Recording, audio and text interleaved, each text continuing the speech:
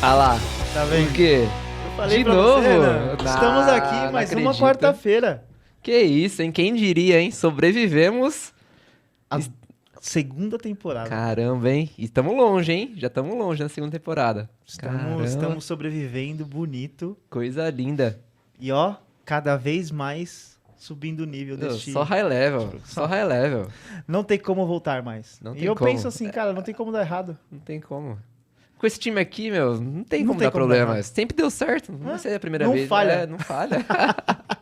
Muito bem, turma, muito boa noite. Estamos aqui no nosso 12º episódio da segunda temporada do Produto Piloto. Quem diria, hein, Quem Renan? diria, hein? Chegamos longe. Chegamos longe. E hoje, como sempre, com mais um episódio especial, trazendo uma baita especialista no tema que nós traremos hoje. Então, cara, uma expectativa muito grande sobre o que traremos aqui nesse episódio.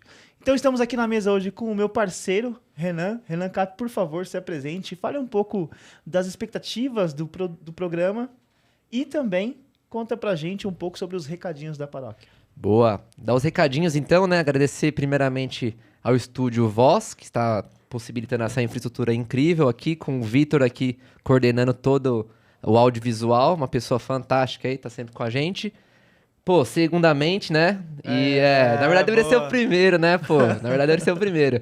A grande empresa Norden, que nossa apoiadora oficial aqui do Produto Piloto, Squad as a Service é com a Norden, uma excelente consultoria de tecnologia, de inovação, transformação digital e eficiência digital. Eles vão transformar a sua empresa com tecnologia e muito know-how. E, cara, agradecer também ao nosso grande amigo aqui também que tá aqui. Qual que é o seu nome mesmo? Thiago. O Thiago. O Thiago tá aqui, nosso amuleto hoje. Nosso amuleto. A gente sempre tem um amuleto sempre da tem um amuleto sorte. aqui com a gente. E é isso, pô. Tô com a expectativa super alta. Falar sobre uma coisa que eu gosto bastante, que é a gestão de produtos. É uma empresa, empresa digital, 100% nativa digital. E tô bem empolgado mesmo. E expectativa sempre alta, né, Rafa? Sempre, como se falou, né, convidados de altíssimo nível aqui, a expectativa é alta. Muito bem, Bom, muito bem. Acho que só faltou pra me encontrar nas redes sociais, no LinkedIn e no Instagram, é Renan Cap, com 2 P's. E é isso. Acho que o pessoal já conhece um pouco aqui, né? Muito bem, muito bem. Bom, quem vos falo, Rafael Mazaro. Vocês me encontram nas redes sociais como Mazaro Rafael no Instagram. Voltei pro CCAA. Ó. E vocês me encontram no LinkedIn como Rafael Mazaro, porque faz todo o sentido cara ter todo esse easter egg. Né? Eu Tem sempre esse falo- easter egg que ele inverte, né? Todos os episódios eu falo sobre isso, e quem não faz isso não tem um pensamento pra frente. Isso é marketing, aí, né? É marketing. Cara, se você né? juntar a sua motivação com a sua superação e essa estratégia, é rumo ao sucesso. É um sucesso. Ela que é produteira, que gosta de pessoas, nômade digital. E quando sair desse episódio, você já é nômade digital. E Product Manager na Zenvia. Hoje temos aqui Fernando Schmidt, parceiraça de longa data. Fer, por favor, se apresente, fique à vontade, o palco é seu. Oi, gente, tudo bem? Primeiramente, gostaria de agradecer, né, o convite aí desses caras super fortes na questão de estratégia de produto, referência, né? Tive o prazer de acompanhar de pertinho, né, o Rafa, e estou muito feliz de estar falando sobre esse assunto, porque eu passei por algumas transições aí relacionadas à engenharia de automação e também para a área de produtos. Então, ainda não me sinto super expert no assunto, então acho que vai fazer super sentido consolidar o pouco conhecimento que eu tenho de produto aqui hoje com vocês. Humildade intelectual É a chave, né? É a chave. É a chave. Muito bem, Fê. Conta um pouquinho da sua história para o pessoal que quer te conhecer. Então, eu sou engenheira eletricista de formação, né? Fiz aí meus 5 anos de engenharia bem sofridos, né? Trabalhando já na área desde o primeiro semestre. E eu comecei a trabalhar com engenharia porque tinha muitas possibilidades, né? Eu sempre fui apaixonada por ter muitas opções e muitos desafios diferentes. E eu enxerguei na engenharia elétrica essa opção, porque dá para trabalhar realmente em qualquer área, se a gente for parar para pensar. E ao longo do curso, né, comecei ali trabalhando na área de engenharia de testes. E assim que eu me formei, recebi um convite para trabalhar na área de produtos, né, numa empresa brasileira de engenharia de automação. E me apaixonei por produto. Era produto de prateleira, né, indústria eletrônica, um pouco diferente assim do que eu atuo hoje. Mas foi amor à primeira vista, né? Tive vários insights enquanto estava começando a me desenvolver nessa carreira, mas depois de um certo tempo, eu acabei indo um pouco também para a área comercial, atuando um pouco mais próximo da estratégia, e cada vez que eu chegava um pouquinho mais perto do estratégico, eu ficava com mais vontade de chegar mais perto até ir na ponta, trabalhando um pouquinho como um comercial internacional. E depois acabei voltando para produto, porque realmente eu enxerguei como é na ponta, acho que é muito legal, tem várias possibilidades também na área comercial, assim, de enxergar as coisas por outro ponto de vista, que a gente da engenharia acaba ficando um pouco bitolado, né, também, de não atuar na ponta. E depois migrei para a área de tecnologia, fiz essa transição justamente para poder viabilizar esse desejo, já que era latente, né, de ser nômade digital. E estou atuando ali na Zenvia como Product Manager, era Product Owner até algumas semanas atrás. E estou super contente de estar um pouco mais próximo da estratégia e entendendo numa empresa muito maior, né, e com desafios diferentes no mercado de Customer Experience, que é diferente também do que eu trabalhava.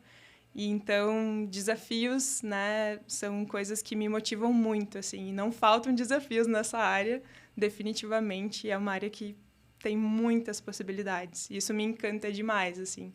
Cada problema complexo, a gente, né, obviamente, sou ser humano, não sou uma pessoa que vou dizer, eu amo problema difícil, eu gosto de trabalhar só com coisas difíceis, não. É difícil, é desafiador, mas a cada desafio desses vencidos, eu tenho um sentimento, assim, de realização muito grande. É isso que me move para continuar buscando esse tipo de desafios. Que legal. Eu vou começar explorando um pouquinho essa questão de transição de carreira, você formada em engenharia e tudo mais.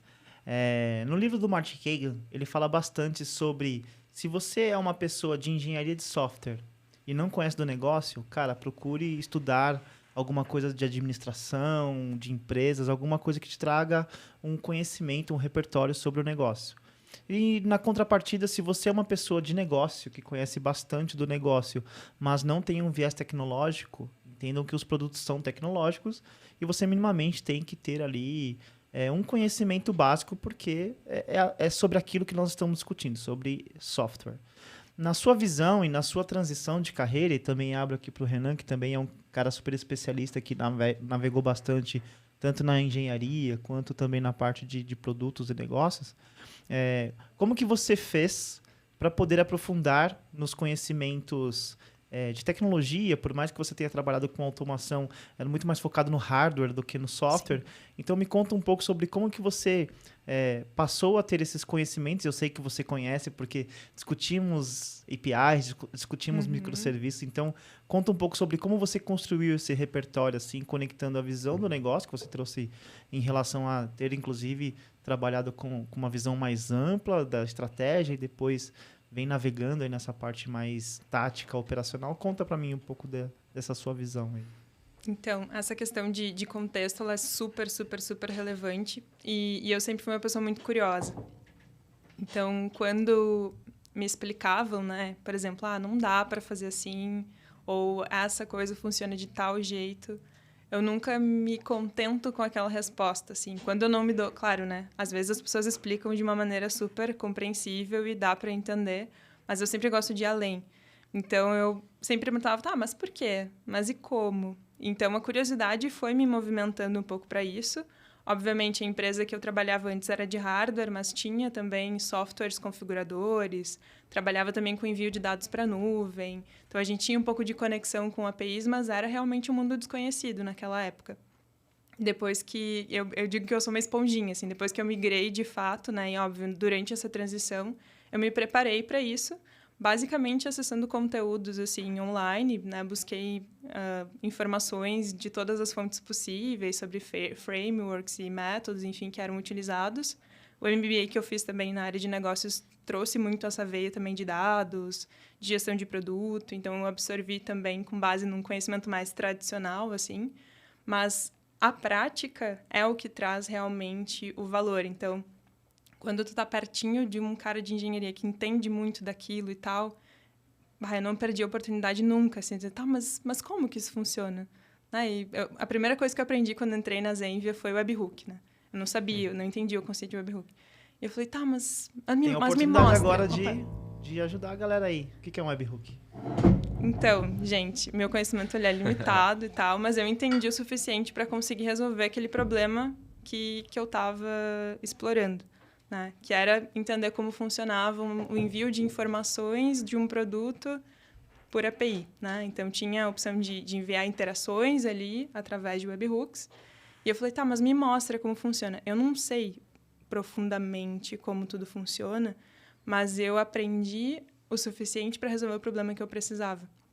E eu acho que a gente não ser tão preciosista também é importante. Porque, assim, eu sou uma pessoa super perfeccionista e exigente e tal, mas quanto mais eu tenho tido maturidade profissional, eu tenho entendido que a gente tem que... Algumas coisas a gente tem que deixar um pouco mais livres para, beleza, ok, o que eu posso fazer agora é isso, o que eu vou entender é isso aqui mesmo, e para resolver aquele problema eu precisava saber até aquele detalhe.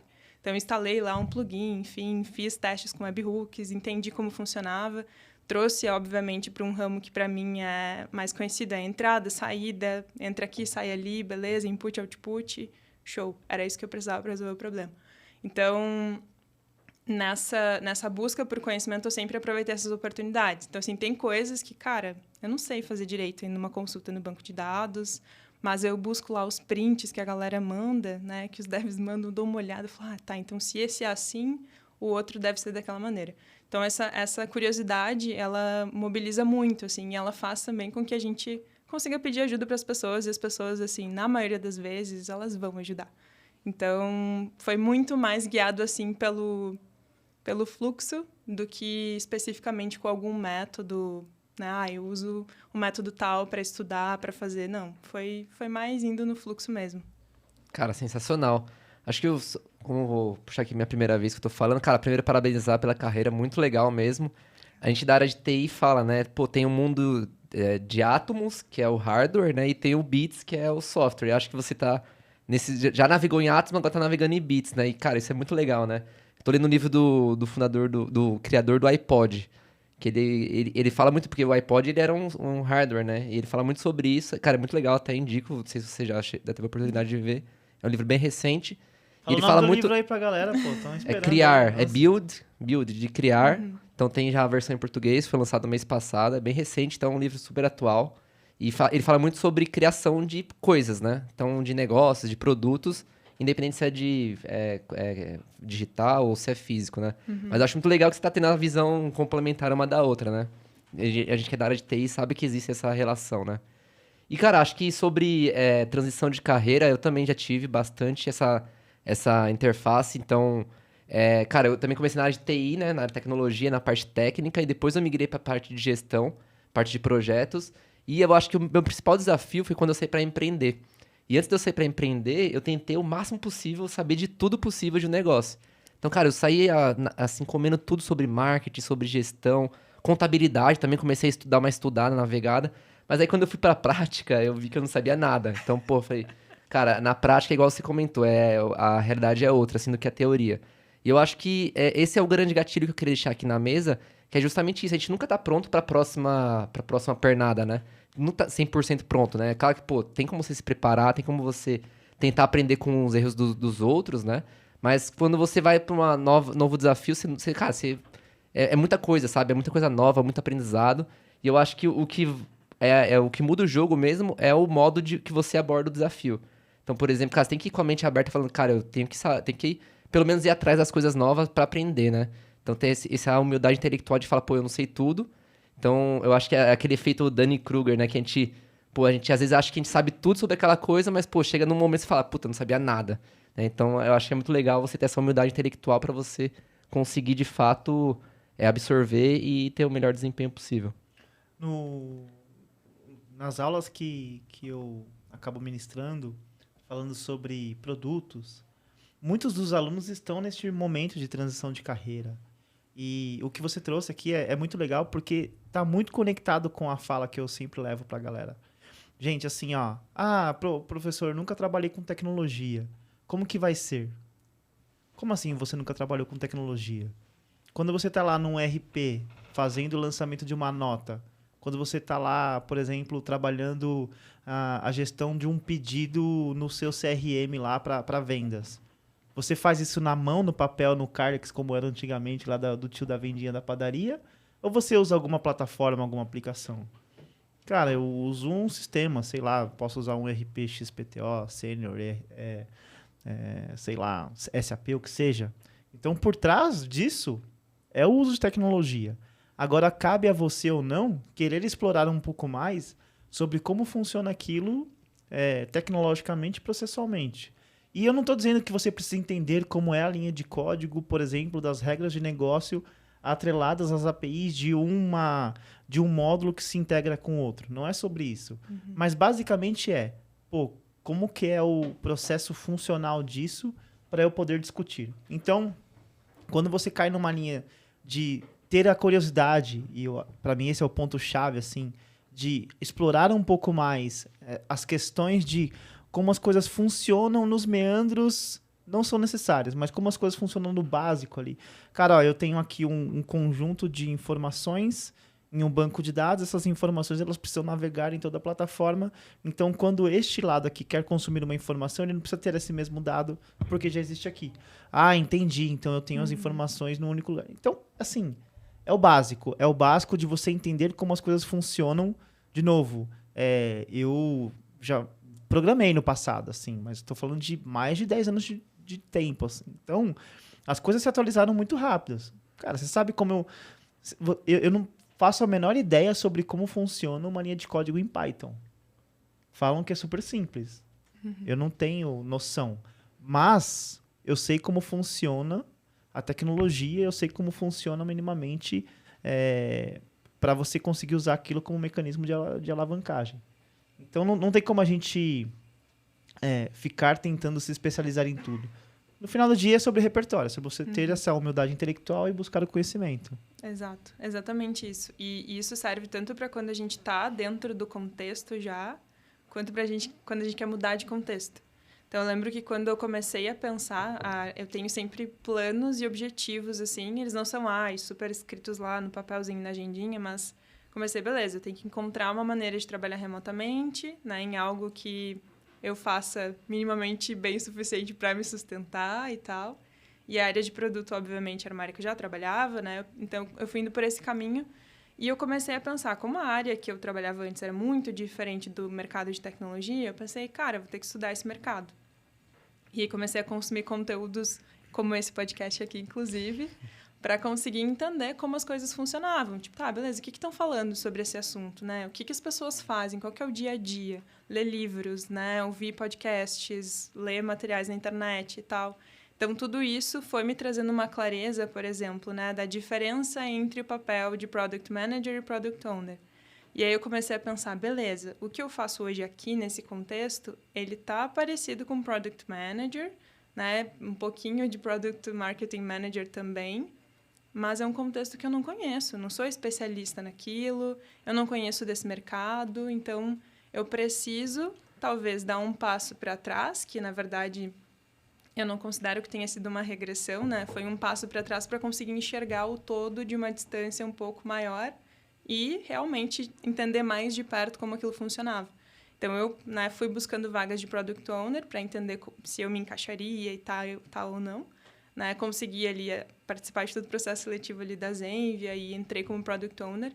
E depois de 1 ano e 3 meses atuando nessa cadeira, eu consegui ter muito mais clareza de como funcionava e recebi essa promoção aí para Product Manager com uma tranquilidade muito maior do que se eu fizesse esse movimento de uma vez só.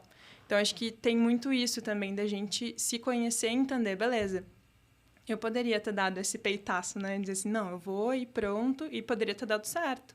Mas eu decidi respeitar o meu momento de entender, porque para mim é muito importante me sentir confortável, né, e minimamente ter um entendimento das coisas para conseguir atuar de uma maneira propositiva.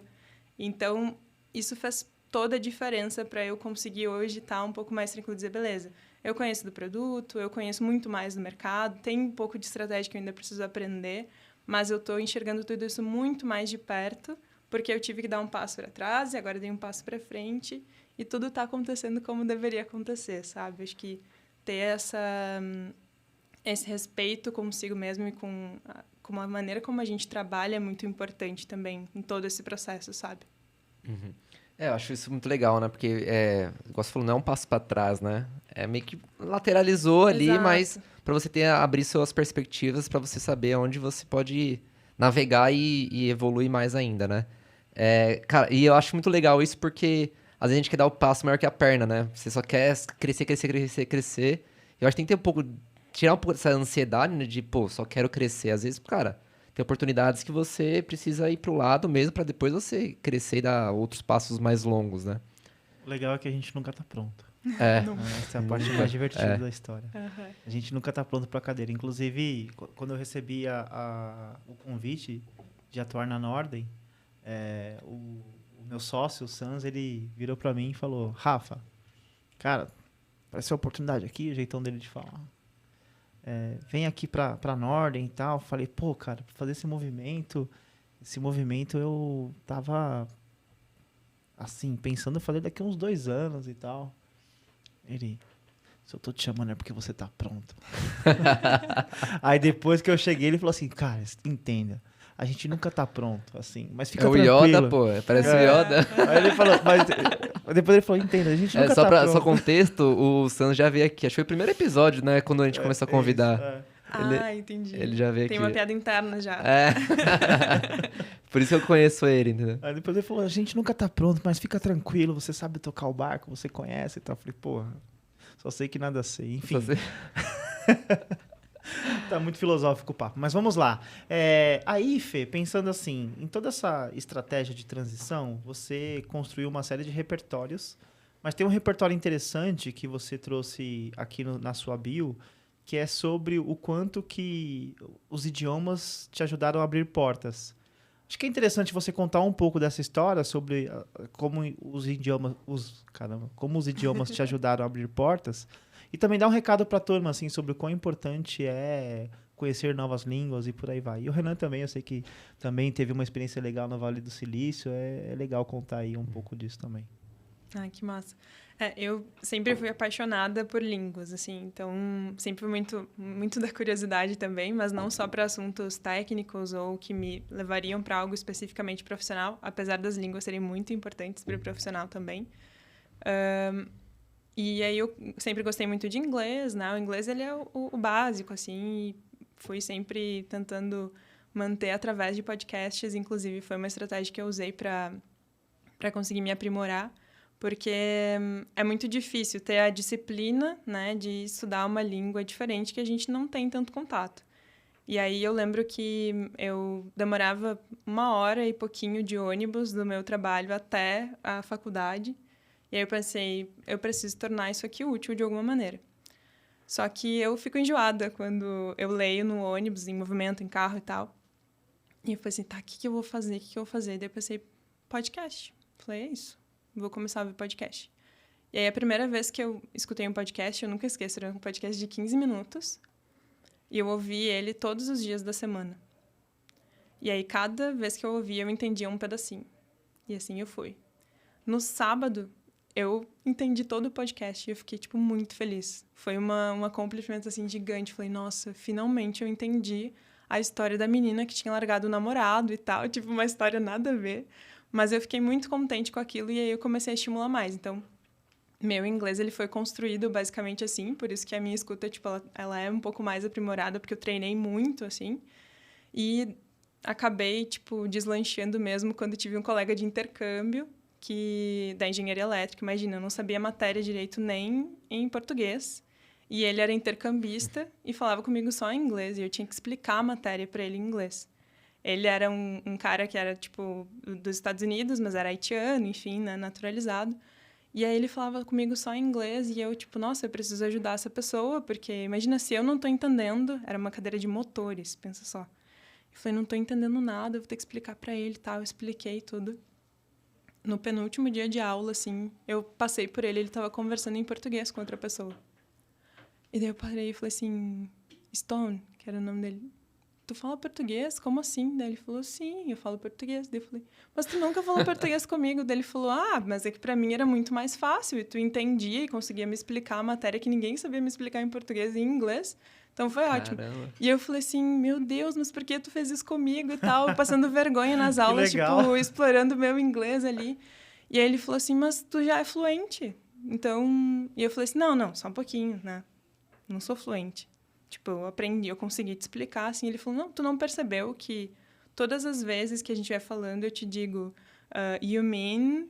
E aí, tipo, ele ia me ensinando, automaticamente sem eu perceber. Porque ele dizia, tu quer dizer tal coisa? Daí eu, sim, tal coisa. Ou não, é outra coisa. Caramba. E aí, tipo, depois de 6 meses, né, ensinando pra ele uma aula de motores em inglês, eu realmente fiquei tranquila e aí eu pude dar passos profissionais pra conseguir explorar isso. Daí eu, beleza, se uma pessoa que mora nos Estados Unidos há um tempão, né, fala super bem inglês, me diz que eu sou fluente, então eu vou assumir Tomei isso como posse. verdade. É meu. E é isso. É. E aí, depois disso, né, eu me formei logo em seguida, esse foi o meu último semestre, e fui convidada para ir para a área de produtos. E para essa cadeira, né, além de precisar ser engenheira eletricista, tinha que falar inglês e espanhol.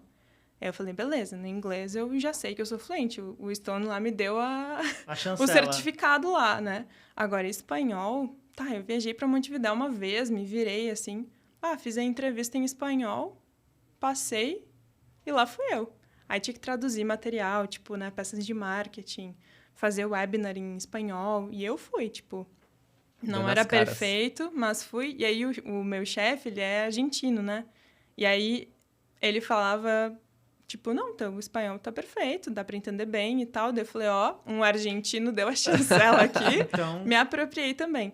E aí, com isso, eu acabei trabalhando muito mais com a filial da Argentina, da empresa, né? Que se chama Novos, inclusive abraço pro pessoal da Novos. E eu acabei me aproximando muito mais deles, trabalhando um pouco mais, entendendo o mercado argentino, vendo como as coisas funcionavam.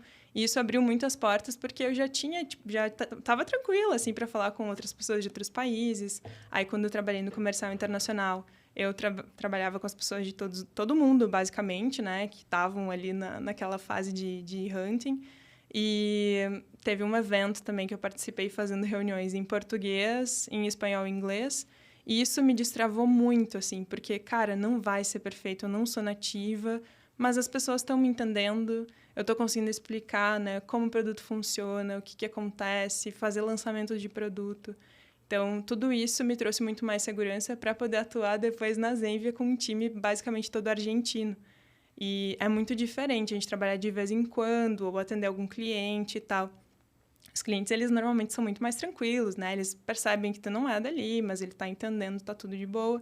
Só que para trabalhar no dia a dia, aí o desafio é maior. Então, toda essa preparação que eu tive foi fundamental para eu conseguir me expressar bem. E era frustrante nos primeiros dias, assim, porque...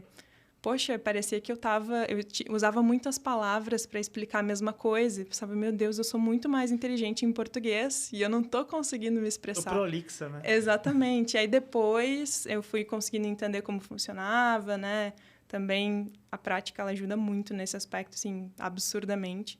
E aí eu acabei, né, me apostando disso e isso me tornou minha vida muito mais fácil, assim. Então, eu entendo que abriu portas muito nesse sentido para eu conseguir me sentir mais confortável e também para acessar lugares que eu nunca acessaria se eu não tivesse essas coisas na minha bagagem, né? Esses 2 idiomas. Falar com pessoas das Filipinas, do Paquistão, de todos os lugares quase do mundo, assim. Fazer amizades com um cliente lá da África do Sul, que me ligava, né? Quando eu disse que ia sair da empresa, ele me ligou falando assim, não, mas quem vai me atender agora? Não sei o quê. E eu falei, não, mas tá tudo bem. Eu vou, né, vou construir. Falei do nomadismo. Ele falou assim, nossa, que demais isso. Me deu super apoio. Então, acho que esse tipo de ferramenta não ajuda só profissionalmente, mas também pessoalmente, porque são conexões que a gente vai construindo ao longo do nosso caminho que nos fazem pessoas muito melhores, assim. Eu, pelo menos, tento acreditar nisso. Sensacional, hein? Caramba. Assim, sobre línguas, né? Eu acho que abre muitas portas. Acho que a principal que você acabou de falar agora no final, que é, cara, conhecer pessoas, né? Você, cara, ter conexão ali, acho que isso é muito legal. E quando eu fui para os Estados Unidos, eu tive a oportunidade de ir 2 vezes também para os Estados Unidos, a primeira vez foi tipo um baque mesmo para mim também. Porque eu fui meio que inglês basicão, verbo to be que eu tive na escola, nunca fiz... escola particular de inglês, né? CCA nunca fiz. Não. Nem o Wizard, Eles estão quase patrocinando a gente. CCA, tamo junto aí. E aí foi um baque, porque eu gosto de interagir com pessoas e eu cheguei lá, pô, não conseguia falar com ninguém. Aí eu tentava assim, mas não saía nada. Aí eu falei, meu, caramba, tipo, pior sensação do mundo você querer se expressar e não conseguir. Assim, é muito ruim mesmo, você querer interagir e não conseguir ter essa troca. E aí foi quando eu voltei pra cá, eu falei, pô, eu preciso aprender isso de alguma forma, né?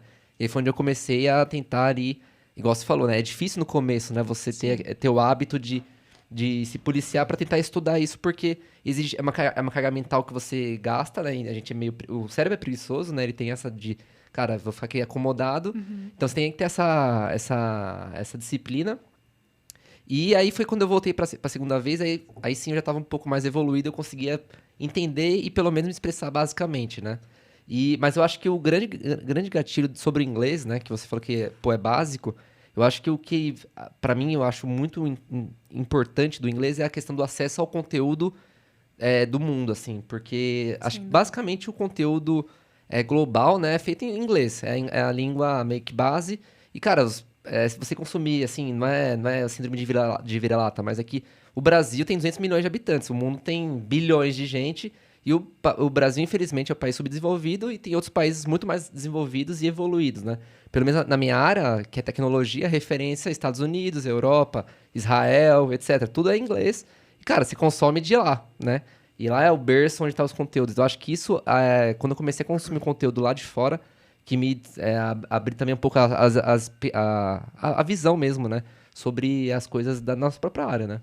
Na linha do que você está trazendo, a gente sempre teve essa discussão, né, Renan? Assim, você, inclusive na cadeira que você está agora, Fê, de PM, pô, a hora você vai precisar, sei lá, fazer um bench de mercado, entender o comportamento de como funciona uma tecnologia XPTO.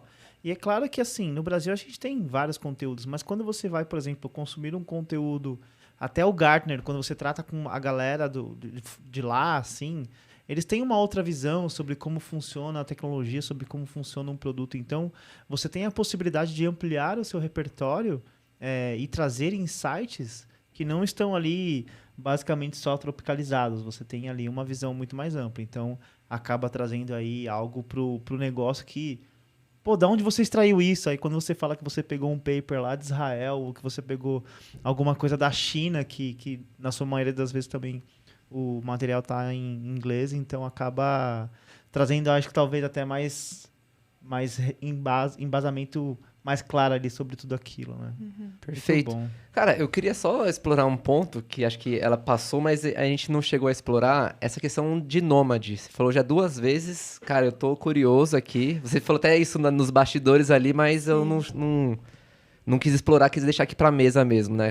Conta um pouco pra gente o que é isso, o que você tem em mente. Lembrando, quando o episódio sair, ela já tá, sei lá, no México, já tá no Japão. Nas ilhas. Ilhas Não Caimã. sei onde vou estar, mas provavelmente por aí, pelo México. Então, esse plano, ele foi um plano que foi construído de uma maneira muito não linear, né? Quando entrei na faculdade, eu sempre tive essa curiosidade por línguas, né? E, por consequência, curiosidade por pessoas, e curiosidade por culturas. Então, eu sempre quis viajar, fazer coisas e tal. E, tipo, poxa, fazendo faculdade, trabalhando, não dava, né? Não tinha grana que sobrava para poder fazer isso. E aí eu pensei, cara, eu vou fazer um intercâmbio. Só que também intercâmbio custa caro, né? Na época tinham cortado, né, os programas aí do governo e etc. E aí eu pensei, bom, eu vou esperar então me formar. E aí depois que eu me formar, eu viajo, tal. Aí beleza. Formei, né? E aí, esse plano, ele tem uma pessoa em comum, que é o Thiago, que está aqui nos bastidores. Nossa Opa, muleta aí, gente. Isso. E, assim, eu e o Thiago, a gente tem muito essa questão de conhecer culturas, são coisas em comum, né? Que a gente tem como casal. E aí eu pensei, bom, vamos... A gente sempre teve a vontade de ir pra Tailândia, assim. Do nada, Tailândia é um lugar que a gente queria ir. Tipo, eu tinha muita vontade de estar numa cidade que eu não entendesse nada que tivesse nas placas. E aí... A Tailândia foi esse lugar. A gente viajou para Tailândia um pouco antes da pandemia, né? Ainda bem, assim, tipo, porque foram 3 meses, basicamente, de diferença do início da pandemia. E foi ótimo, assim, a gente aproveitou e tal, passamos 30 dias lá. Só que quando a gente voltou, ficou aquele vazio, assim, tipo, tá, beleza. E qual vai ser o próximo lugar? E aí, poxa, trabalhar o ano para conseguir tirar férias para ir para algum lugar. isso não estava fechando, óbvio, né? No período da pandemia, a gente colocou em hold ali nosso plano, mas continuamos arquitetando e pensando como a gente ia fazer. E aí, na pandemia, eu passei a trabalhar remotamente, por obrigação, porque, né, todo mundo teve que se adaptar e teve um nível de adaptação. E eu não sabia que eu sabia trabalhar remotamente. E eu descobri. E aí isso começou a me dar algumas ideias e tal, né? A gente propôs ali para o Thiago o que ele achava, a gente foi construindo em conjunto esse plano. E aí a questão de ter liberdade geográfica era muito importante. E começamos a startar esse plano aí em dezembro de 2021. Isso. E aí em abril eu entrei na Zenvia, de 2022. Então, tudo isso faz parte de um plano que a gente está já pensando há bastante tempo. Obviamente, o plano está muito ainda em aberto, né? A ideia é justamente a gente não ter uma rotina, né? Sair da roda do rato ali, de ficar o dia inteiro trabalhando, depois, ver uma série, vai comer alguma coisa, ou, vai na academia, beleza, é um hábito saudável, mas e aí, sabe? Só no fim de semana eu vou poder aproveitar, né, o que eu quero fazer, o meu tempo.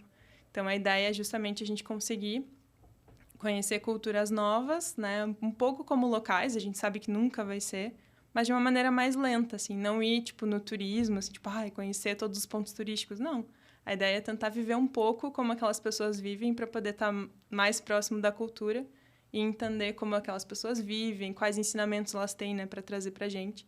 E aí, rotina é uma coisa que a gente não quer ter, óbvio, né? Tem que ter um mínimo de rotina, assim, mas não ter a rotina de só fazer isso, né? De trabalhar, assistir uma série, comer alguma coisa legal, pedir um iFood, no outro dia trabalhar de novo. E quando a gente está trabalhando remoto, fica muito mais pesado, né? Porque eu, assim, às vezes nem saía de casa, né? Ainda mais no inverno do Rio Grande do Sul, chovendo, 3 dias direto dentro de casa. E aí parece que a vida está passando e a gente não está fazendo o melhor que a gente pode fazer.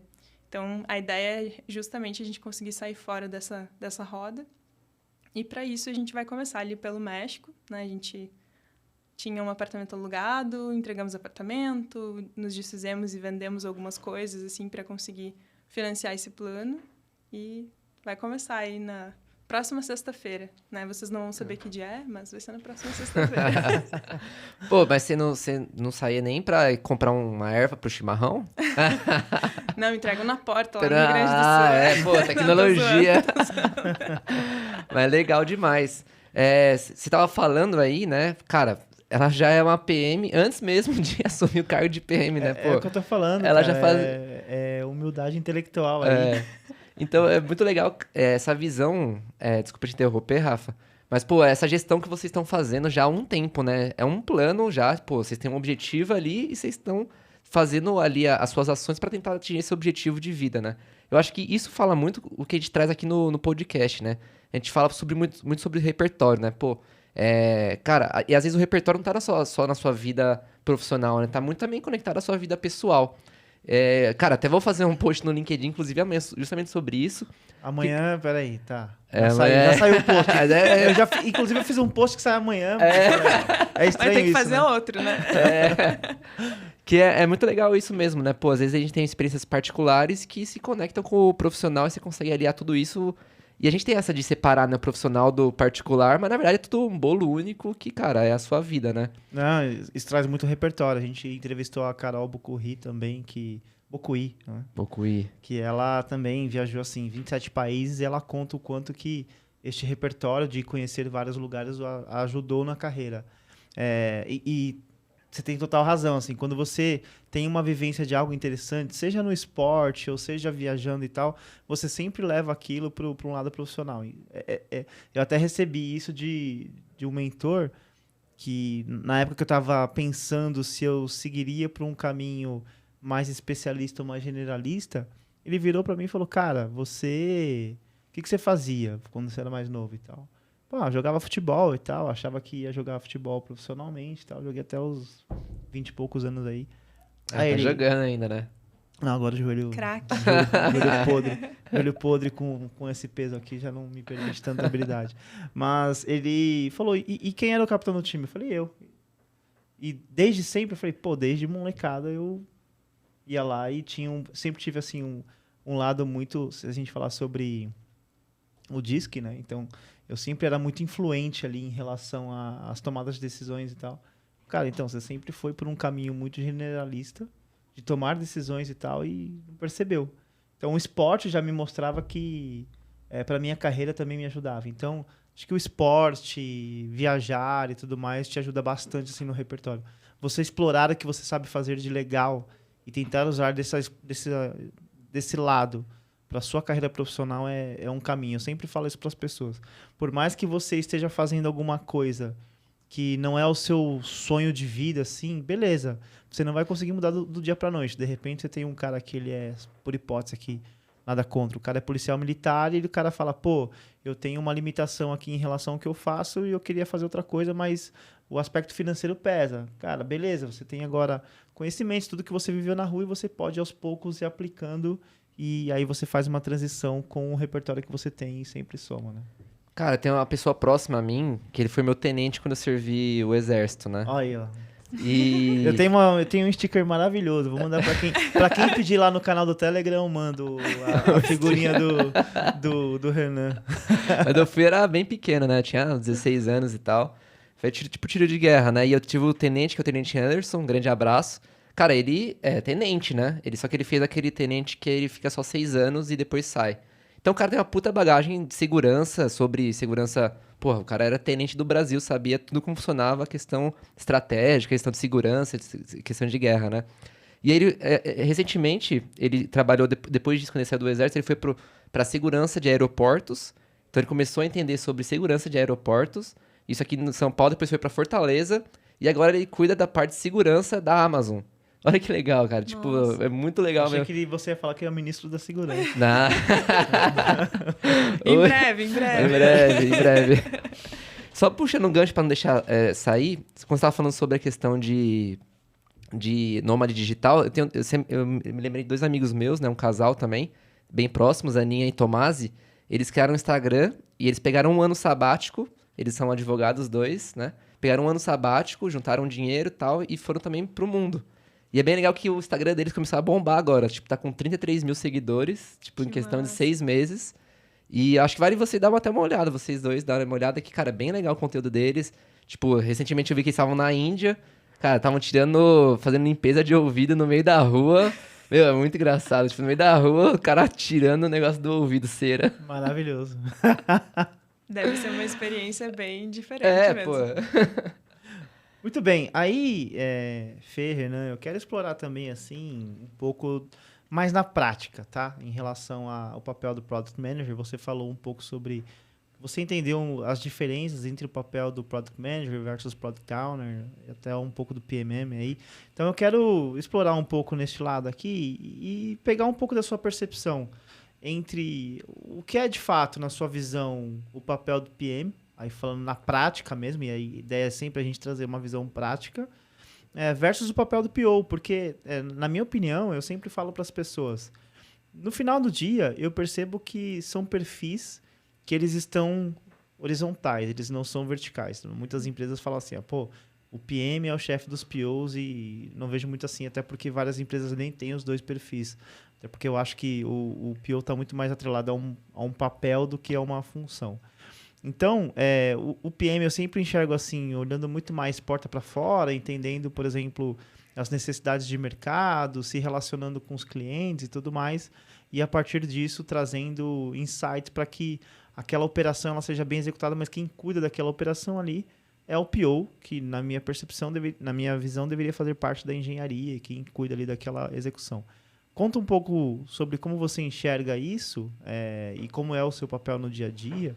Você que navegou bastante no papel do PO e agora no PM. E o Renan também, ele tem várias experiências aí na função. Queria ouvir um pouco de vocês. Perfeito. Nessas pesquisas que eu fiz inicialmente, eu tive dificuldade de entender a diferença, assim, porque algumas literaturas, né, trazem com uma clareza muito... é mais o dia a dia, mais engenharia, PO vai ficar mais próximo, vai escrever as cards, ele mais do que precisa ser feito, do que uma questão ali de papel, né? E o PO, como o PM, como tu comentou, assim, de estar mais próximo da estratégia, de ser da porta para fora, né? De olhar o cliente, né, como alvo ali, enfim.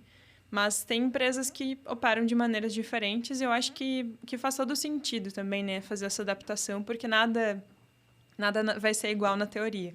Acho que a prática, ela, óbvio, né? A teoria ajuda muito a orientar e a guiar, mas cada operação é uma operação. Então, né, como eu já atuei como especialista em outro cenário ali, tinha um pouco de PMM e, cara, funcionava, sabe? Com as suas limitações ali, mas funcionava, era eficiente, acontecia. As coisas que precisavam acontecer, aconteciam. Mas eu entendo um pouco parecido também. Acho que a questão do Product Manager, ter essa divisão com o Product Owner, às vezes causa um pouco de sombra, porque é um pouco difícil desconectar uma coisa da outra. Às vezes o PM está lá na estratégia, está entendendo como tem que ir para o cliente, aí no passar a informação para o PO, essa informação ela se perde, ela não vai na sua totalidade, então a visão ela não vai tão clara como deveria. E aí a cada pessoa, cada tipo, né, de área que passa para aquela informação ela vai se fragmentando. E aí corre muito risco da gente no delivery não ter a mesma coisa, né, que era, na verdade, desejado. Tem as ferramentas, obviamente, para isso, né? Tem vários métodos que podem ser utilizados para conseguir fazer essa navegação de uma maneira fluida e que não se perca as informações. Mas eu acho um pouco perigoso dependendo do cenário. Tem empresas que o PM está mais próximo ainda da estratégia, que está um pouco mais próximo da diretoria, enfim, que faz um papel também de gestão ali política, né? E gestão tipo das outras áreas. Trabalha muito nos processos de outras áreas. Então, a minha visão, Rafa, ela é de que precisa ser adaptado para cada cenário. Assim, eu não entendo que tenha um papel lá escrito que vai ser assim sempre, e aqui o Product Manager vai fazer isso, isso e aquilo, e não, isso aqui já não é mais papel, sabe? Acho que as coisas, elas, no dia a dia, elas se cruzam muito, né? Hoje, por exemplo, eu estava trabalhando num problema que aconteceu, e estava tentando entender se a gente tinha alguma saída e tal. É o papel de PM fazer isso especificamente? Não, sabe? Talvez não seja no papel lá na literatura. Mas, poxa, aquilo ia afetar o time de vendas, ia afetar a entrada de clientes. Então, eu me vi na necessidade de buscar mais informações e tentar facilitar aquilo acontecer. Tomou muito tempo? Não tomou tanto tempo. Poderia ter tomado, mas eu acho que o objetivo ele tem que estar sempre focado no cliente. Então, se eu estou deixando a jornada quebrada para o cliente, quem vai resolver, quem vai executar, quem vai pegar na mão e definir, assim, no fim do dia pouco importa, sabe? Acho que tem que ter uma certa organização, obviamente, mas não dá para a gente ser tão preciosista nesse aspecto. Assim, a minha visão é um pouco isso, de a gente tentar adaptar os papéis, né? Obviamente se guiando pelos frameworks, mas no dia a dia não tem como respeitar isso realmente no beat, sabe? No detalhe. Não dá para ficar longe da operação, até porque o que está acontecendo ali é algo que tem que estar conectado com a estratégia. Então, se você é um PM e não está preocupado, por exemplo, eu já falei isso outras vezes, em minimamente participar das cerimônias que tragam a visão sobre como as coisas estão sendo construídas, construir um bom PDCA para discutir na camada operacional sobre se aquilo que está em execução ela converge com os KPIs que estão sendo discutidos daquele produto, tem gap aí. Mas eu queria explorar um pouco mais, Fê. Assim, como é o seu dia a dia pensando na Zenvia, assim, você como PM? É óbvio que não é para falar da estratégia da Zenvia, mas sim. Conta como é a sua execução, assim, como é a sua camada de conexão, sejam com as áreas, sejam com os clientes, seja com o time de engenharia. Como que é a sua interconexão nesse meandro aí? Se também puder, só complementando, se puder falar também como que é o PO e o PM lá, né? Assim, como que eles estão organizados ali? Beleza. Isso é super importante para a turma que está navegando, seja numa transição Claro. ou numa empresa que funciona de forma diferente. E aquilo que a gente sempre fala, aqui não tem muito certo e errado. Tem como cada empresa se adapta sobre como cada negócio pensa os papéis, tá? Isso, exatamente. Então, na Zenvia, a gente tem o papel de Product Manager e Product Owner, né? Até porque eu já fiz dois, então já ficou claro isso desde o começo. Mas o Product Manager, ele dá um passo um pouco além do que os Product Managers de mercado normalmente fazem. Então, tá um pouco mais em contato, né, com a estratégia, né, na definição, muitas vezes. E também tem conexão com todas as áreas, basicamente, que impactam o produto. Então, tem conexão com CS, tem conexão com controladoria, com engenharia também, obviamente, né, que é uma área super importante, com a business line, que é separado, né, o time, a força de vendas, no caso, também está conectado com GTM, tem PMM também, né, então é um ponto muito grande de contato, assim, então tem que estar sempre focado nessas áreas e também no cliente. Então, tem os momentos de escuta com o cliente, tem também o time de UX, que tem muita conexão também para poder fazer pesquisas e etc. Então, é muito pulverizado assim, a comunicação. Então, a comunicação ela é super importante. A gente tem várias cerimônias para conseguir alinhar essas comunicações e é muito focado no problema. Então, assim, é delimitar bem o problema, entender bem o problema, deixar bem redondinho para poder passar, né, para os POs quais são os problemas que a gente precisa resolver. E, claro, isso vai empacotado de diferentes formas. Às vezes são ações isoladas, às vezes está dentro de roadmap mesmo. Mas os POs, eles recebem esses problemas ali bem mapeados e trabalham em propostas de solução. E aí, no dia a dia mesmo, acabam indo mais para a próxima ali dos coordenadores, para o time de engenharia, e fica um pouco mais reservado ali entre portfólio e engenharia, que acaba sendo, né, o time de produto ali no fim do dia, para conectar ali as cerimônias, né, dos métodos ágeis e fazer realmente o delivery ali no fim das contas. Tem também toda a parte de suporte que está conectada, mas ela acaba sendo mais conectada com engenharia. Tem um envolvimento e etc. que acontece para entender realmente o que está pegando, o que está acontecendo, para fazer as priorizações. Mas, a princípio, tem essa divisão assim, entre problema e solução. E aí, claro, no final, tudo se junta para poder, né, fazer todo esse GTM e entregar ao mercado aí boas soluções de Customer Experience. No final do dia, todo mundo tem que olhar para os mesmos indicadores. Independente de qual seja a sua função. Aí é interessante que, se o seu norte, por exemplo, é um crescimento de vendas, ou se é, por exemplo, melhorar a experiência do cliente, você tem alguma métrica, como, por exemplo, o NPS da vida aí, é interessante que o PM e o PO estejam olhando para as mesmas métricas. Uhum. Eu já vi falhas de, não, o PO está olhando para outros indicadores diferentes do PM. Cara, aí você já matou qualquer discussão de produto. Porque todo mundo tem que estar mirando para o mesmo norte. Mas, na construção da conexão com esses indicadores, você tem caminhos diferentes. Então, quando eu penso no PM, ele está muito mais entendendo assim, nos indicadores macro. Então, eu estou olhando mais no forecast da coisa. Então, se eu tenho um NPS de 30 e eu quero chegar a 50, quais são os grandes temas que eu vou desdobrar numa visão de curto, médio e longo prazo? Então, você está muito mais conectado a uma visão mais de longe mesmo. E quando você se desdobra para dentro, o PO, ele sim olha a mesma métrica, mas ele olha para aquele quarter, para aquele próximo release e por aí vai. Então, assim, o PO, ele olha o detalhe. Então, aquela ação, ela está conectada a um indicador, mas é uma ação isolada. Quando você olha o PM, ele tem um conjunto de ações que vão, obviamente, se desdobrar ou não em roadmap, em backlog, mas ele está aqui trazendo insumos, entendendo as conexões com as áreas, com os clientes, para poder trazer essa visão. Como que é a sua visão aí, Renan? Não, muito legal, assim. Eu acho que o primeiro passo, acho que não existe, vou até ser meio, ficar em cima do muro, né? Eu acho que a gente sempre fica aqui meio em cima do muro às vezes, né? Mas, pô, eu acho que cada lugar tem o seu, acho que o primeiro passo, o contexto, né? Cada empresa tem o seu contexto de empresa mesmo.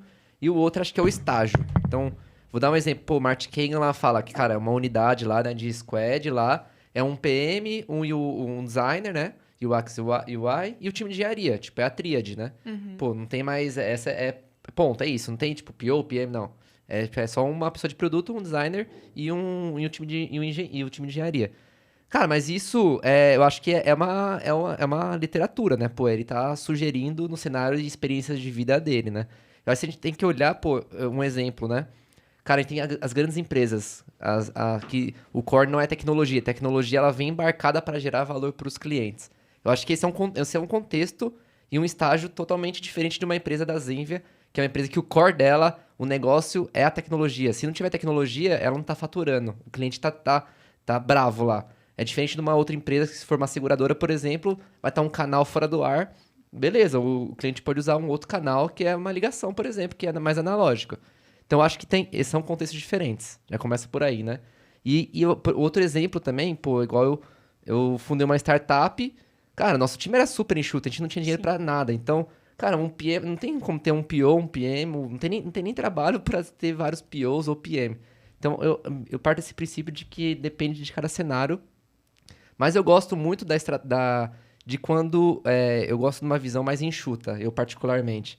Então, eu enxergo o PM olhando também, é uma pessoa com mais responsabilidade, então ele é uma pessoa olhando tanto o delivery, eu gosto dessa concepção, tá? Ele também tá um pouco ali apoiando o delivery, mas não 100%, mas também ele tá olhando para o mercado, olhando, pensando para fora, para trazer insumos de fora. Então eu gosto do PM que tá navegando ali nos dois, assim, não só um ou só outro. Então essa é a minha visão, assim. Não, perfeito. Quando a gente fala de uma startup, de uma empresa que ela de fato ela é mais enxuta, não tem espaço para você ter mais cadeiras ali, não faz sentido.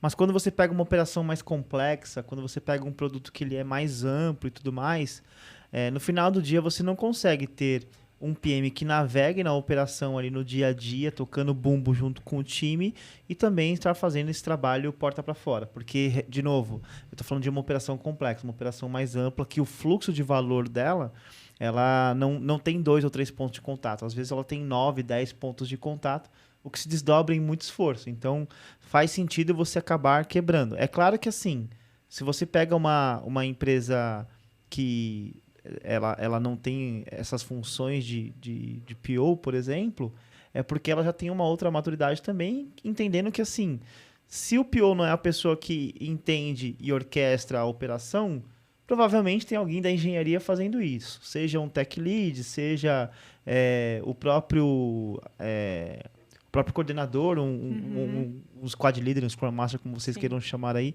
que acaba desdobrando isso, tá? Eu não gosto de chamar Scrum Master porque eu estou me apegando bastante a um framework, mas estou falando assim, de um Sim, delivery agilista. manager que seja, né? Então, no final você tem ali uma conexão mais direta, porque tem um nível de maturidade grande em relação sobre como funciona a engrenagem de entender os comportamentos e necessidades do produto versus como que isso executa e está todo mundo olhando para o mesmo mecanismo. Então, assim, empresas que elas são mais enxutas e que têm mais maturidade, essa discussão é mais leve. Agora, quando você pega uma empresa como a Zenvia, que tem operações de engenharia que elas são enormes, quando você pega uma grande empresa que as operações do fluxo de valor são enormes, faz sentido você ter aí as duas funções. Até tem uma discussão bem complexa sobre, assim, onde que eu considero um gerente de produtos? É sobre um produto de software, é sobre a gestão de um produto. Gestão, eu digo assim, é o que eu entrego na ponta para o cliente, independente se é um software ou se é um serviço físico. Então tem uma discussão sobre isso também. Fazer a gestão do produto, não necessariamente a gestão do software em si, mas a gestão daquele fluxo de valor. Aí a discussão ficou um pouco mais complexa, mas eu penso nessa linha. Sim. Tem várias maneiras, né, de orquestrar isso e de organizar, mas, de fato, assim, o contexto ele vai fazer diferença, a maturidade da empresa, qual tipo de produto vende. Na outra empresa eu trabalhava com vários produtos, né, e era, tipo, uma especialista para vários produtos. Mas o que a gente trabalhava? A gente trabalhava um tipo de mercado que tinha algumas verticais dentro, mas era mais orientado nessa unidade de negócio específica, que era de data, enfim. Mas é muito engraçado, porque a gente parece que a gente tá tipo, meu Deus, não tem regra, né? Parece que não tem um norte, mas tem, assim, se a gente se basear e tentar organizar, só não dá para ficar engessado naquilo, porque nem sempre vai funcionar. E ter também a flexibilidade de fazer essa mudança quando precisar, né? Essas reestruturações, elas precisam acontecer.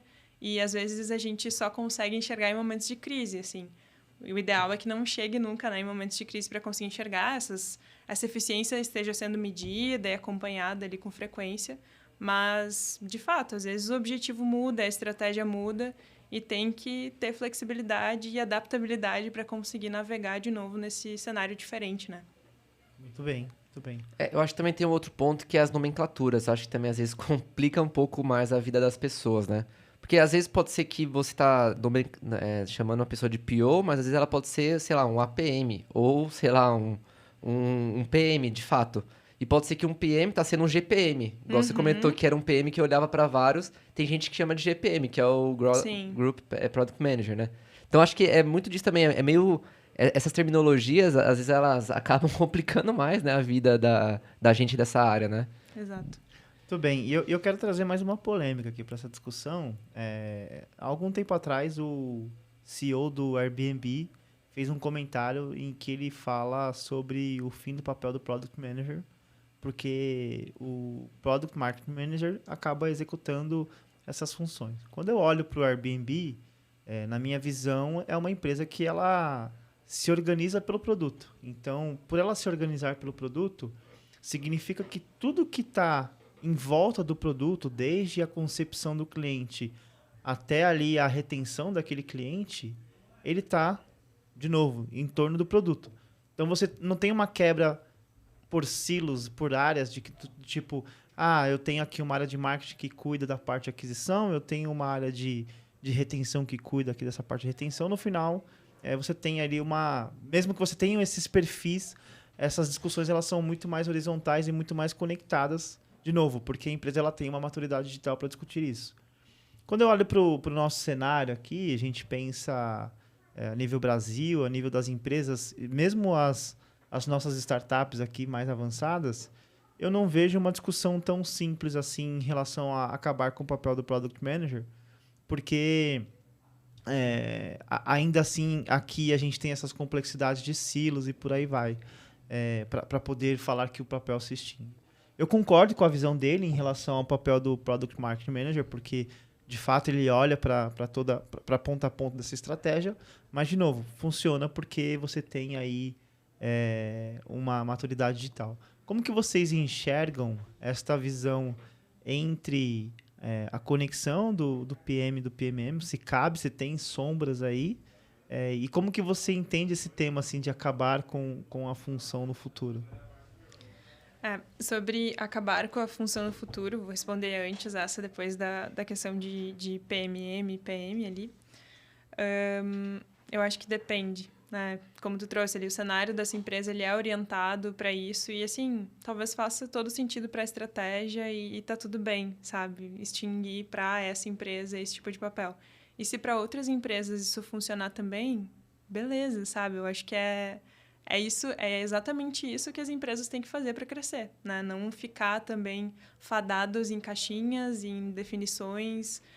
Se vai chamar de PMM, se vai chamar de X, se vai chamar de PM, tanto faz. Acho que não existe uma ameaça aí para o fim do papel do Product Manager. Talvez o mercado vai exigir, né, que os Product Managers acabem recebendo, aliás, investindo em skills diferentes para conseguir receber esse reconhecimento, né, de estar compliant ali para conseguir ocupar essa posição. Isso pode acontecer, mas isso é do mercado, assim. Como tem que se especializar em dados também, como tem que se especializar em várias outras coisas que vão surgindo. E, assim, trabalhar com tecnologia é isso, sabe? Tem que entender de AI, tem que entender de várias coisas que vão surgindo para não se perder. E aí, o mercado, ele é claro, né? Se tu não tá te adaptando, vai ficando para trás. Uhum. Então, para mim, é assim, sabe? Tipo, beleza, vai chamar de PMM, vai chamar de PM, não faz tanta diferença, assim. Vai dependendo do que aquela empresa precisa para conseguir crescer. E que bom que eles tiveram coragem, né? De serem disruptivos, assim, porque tem muita empresa que fica, tipo, não, mas é que a gente é assim e tal. E, cara, é assim que surgem os frameworks novos, sabe? E é com base nisso que a gente vai tentar coisas novas também nas empresas que a gente vai trabalhando, vai desenvolvendo, né, projetos. E sobre PM e PMM, acho que depende muito da estratégia, mas tem espaço para os dois, assim. Acho que tem que ser sempre um trabalho muito de parceria, né? De como se fosse uma unidade, assim, de trabalhar em conjunto, porque, de novo, não tem como desconectar uma coisa da outra. Não faz sentido a gente trabalhar num problema, a gente entender como aquilo funciona e tal, e no fim não conseguir colocar na operação e não ter GTM daquilo, sabe? Uma coisa, ela tá intimamente conectada com a outra. Então, acho que a estratégia ela tem que estar muito bem alinhada, né? Em um trabalho bem de dupla mesmo, de time. E, dependendo, pode ter sombras. Quem que faz análise de mercado, né? Quem que faz o benchmark? Quem que faz análise de competência? Depende, Depende do cenário. Tem cenários que o PM vai entender muito mais daquilo, tem cenários que o PMM vai entender muito mais, vai estar com aquilo na mão, já vai trazer a análise pronta, porque, enfim, já trabalhou com aquilo para outra necessidade ou já está desenvolvendo esse trabalho por algum outro motivo. Eu acho que aqui tem que ser sempre um trabalho de composição, né? E nunca de divisão, assim, porque, não, beleza, o PMM faz isso, então eu não vou me envolver. Isso aqui, né, quem vai trabalhar nessa estratégia é fulaninho, e aí quando tiver isso definido, eu vou começar meu trabalho. Não dá, sabe, para ser assim, porque senão as coisas ficam desconectadas, e aí aquele tempo de passagem de bastão tu perde, aí tu perde a oportunidade de daqui a pouco tá ali, né, esquentando uma parceria com um cara super estratégico. Então, tem que trabalhar, assim, muito em conjunto. Acho que é mais um trabalho de soma... Ui, de novo, desculpa. Um trabalho de soma do que um trabalho de divisão de papéis, sabe? Acho que as coisas, elas precisam estar intimamente relacionadas, assim. Bem legal a sua visão. E eu concordo, assim, acho que 100% mesmo também. Eu acho que depende muito, né? Novamente em cima do muro. Acho que depende muito também do cenário, né? Porque, por exemplo, igual você falou, né? O cenário do Airbnb, cara, é uma empresa, assim, de vanguarda, né? Pô, há anos atrás, aí no meio da pandemia, eles também inovaram, cortaram os custos, os gastos com marketing digital e focaram só em branding. Cara, isso aí foi meio que uma disrupção também no mundo de marketing. E a gente viu que depois de anos, cara, deu um puta resultado. Então, é uma coisa que se arriscar, mas poderia dar o inverso também. Poderia dar uma puta... um M ali, né? Então, eu acho que é legal isso, né? Eles trazerem essas novas perspectivas que abre o horizonte do mercado. Pô, foi um super choque, né? Todo mundo começou a levantar essa bola. Começou a discutir sobre isso. Então, alguém tem que levantar a bola para começar a discussão. Eu acho que isso é importante, né? Que é aí que sim que começa a vir as discussões e aí que evolui as coisas para frente, né? Eu acho que esse é o primeiro ponto. E eu acho que sobre o PM e o PM, novamente, né? Igual eu falei, eu gosto do PM também, que ele também tá muito analisando o mercado, olhando para fora. Eu acho que são coisas complementares, porque você tem que olhar para fora e para dentro para você também ter tomar as decisões ali que fazem sentido, né? Na minha percepção. Então eu acho que tem muita coisa que é meio que sombra, igual você falou, né? Mas eu também vejo como um complemento em alguns cenários, né? Igual você falou, né? Pô, se tem um PM, PMM, cara, vamos somar forças aqui para entregar o melhor resultado possível, que no final das contas a gente quer gerar valor para a empresa e para os clientes. Esse é o resumo, né? Eu vejo que tem que se ressignificar mesmo a posição do PM.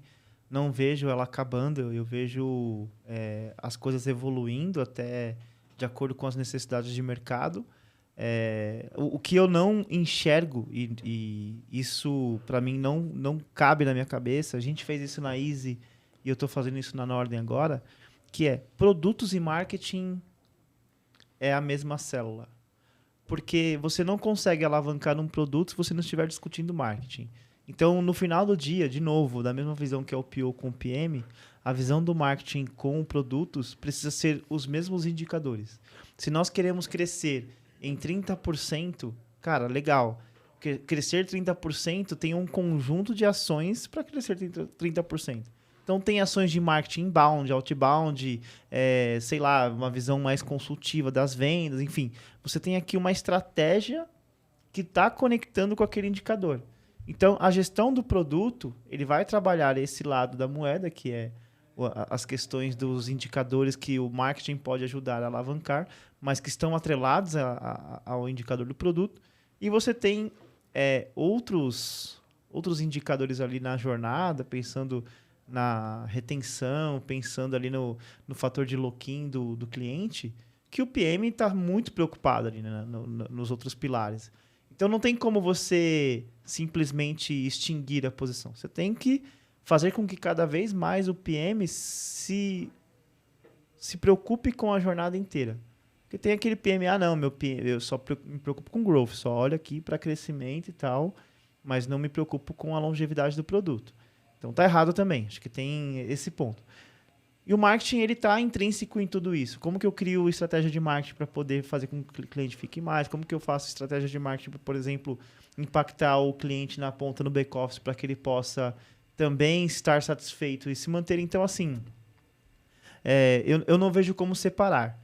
E, ao mesmo tempo, você começar a pensar que um PM ele precisa ser muito especialista no marketing, você está criando uma mosca branca aí. Então, assim, num mundo que a gente tem muito especialista sobre essas coisas, isso acaba sendo uma posição cara. Assim, eu não concordo muito em ter as duas posições, porque fica caro, mas também não acho que você tem que separar as discussões, separar ali o bolo de como a gente trabalha. É super complexo. Só um adendo, né? Não sei se vocês chegaram a ver o discurso, né, do CEO lá do Airbnb, mas ele falou que ele tomaria meio que as rédeas do produto, né? Então ele falou que a partir de agora ele que tomaria as decisões. Então, acho que cai um pouco por terra no cenário dele, cai um pouco por terra ali o PM, pô, ia tirar a autonomia de todo mundo ali, né? Então, e também mudou outra coisa que acho que, se não me engano, ia lançar duas vezes por ano só novidades no produto. Não ia ser uma coisa constante, ia ser 2 vezes por ano. Então, pô, ele tá tentando meio que disruptar o modelo que a gente tá acostumado. Acho que vale todo mundo acho que vai ficar de olho pra ver como que vai ser o desenrolar disso, né?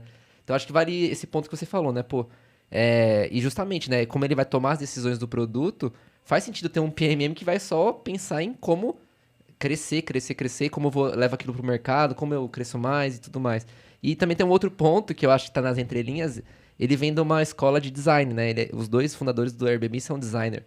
E eles também estão empoderando o designer dentro dos produtos dele do Airbnb. Então, eu acho que eles também têm um pouquinho dessa questão interna deles de designer, sabe? De querer empoderar mais o designer.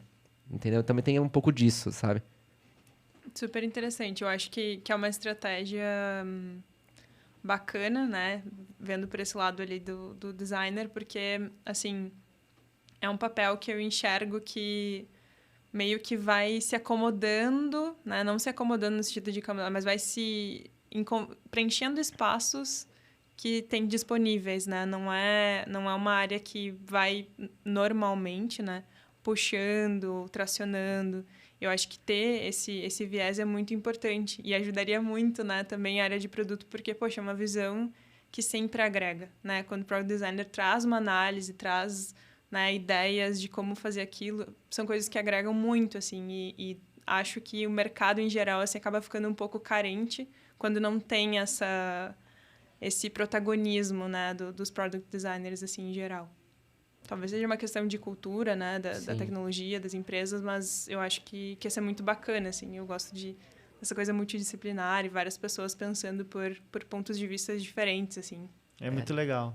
Quando a gente começou, acho que a gente nunca contou isso, mas eu e o Renan, a gente ajudou a construir uma startup chamada Easy to Life. E o Beto, que é o CEO da Easy to Life, ele vem de empresa grande, é um grande empresário, um cara que tem um track record absurdo, assim, criou seguradoras, foi vice-presidente da Sul América, então é um cara que tem uma visão de negócio muito grande. E aí, quando nós estávamos discutindo assim, a formatação do time para alavancar a startup, ele, pô, então, mas aí o Renan ele é o PM, mas quem é o PO? Como assim? PO? Cara, não tem PO. Para que eu vou ter mais uma pessoa? Ah, pô, legal. Então, se o Renan é o PM, quem é o cara do marketing? Como assim? Não, cara, o Renan ajuda a alavancar o marketing também. Ele vai ter lá um analista de marketing e tal, mas a estratégia do marketing produto é com o Renan. Caramba, então não precisa ter um monte de perfil? Não, cara, a gente está falando de uma startup. Sim. Acho que até um ponto interessante, você que está formatando um negócio, você que está evoluindo seus produtos, pense bastante se faz sentido você ter uma série de perfis aí para poder construir algo, inclusive perfis que no final do dia, desculpe aí, Renan, o cara não entrega nada. Não é o cara que põe a mão no código ali, o cara que ele vai ajudar a construir a estratégia, discutir a estratégia, ajudar a pensar o negócio, mas não é o cara que vai executar. E a gente sabe que um cara do calibre do Renan é um cara caro para você manter assim. Então, 2, 3 ainda é muito. Então, assim, faz muito mais sentido você ter um time que vai executar do que você criar uma série de perfis. E isso se perdeu, eu vejo que se perdeu assim no mercado. Ah, agora eu tenho perfil para tudo, eu tenho que ter tudo para as coisas funcionarem. Não, gente, vocês têm que ter os perfis para resolver o problema.